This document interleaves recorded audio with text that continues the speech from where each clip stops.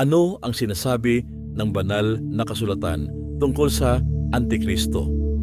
Unang Juan 4:1-3. Mga minamahal, huwag ninyong paniwalaan ang bawat espiritu, kundi inyong subukin ang mga espiritu kung sila ay sa Diyos, sapagkat maraming lumitaw na mga bulaang propeta sa sanlibutan. Dito'y nakikilala ninyo ang Espiritu ng Diyos. Ang bawat espiritong nagpapahayag na si Jesucristo ay naparito sa laman ay sa Diyos, at ang bawat espiritong hindi ipinahahayag si Jesus ay hindi sa Diyos. Ito ang espiritu ng Antikristo na inyong narinig na darating at ngayoy nasa sanlibutan na. Unang Juan 2:18. Mga anak, huling oras na.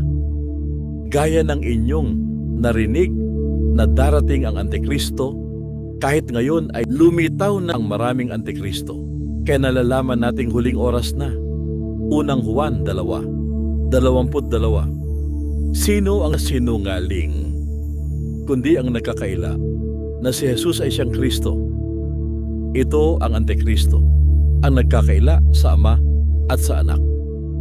Ikalawang Juan 7.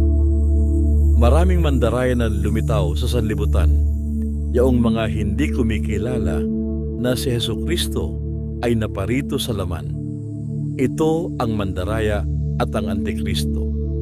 Ilan lamang yan sa mga talata patungkol sa Antikristo mula sa banal na kasulatan sa bersyon ng Ang Biblia 2001.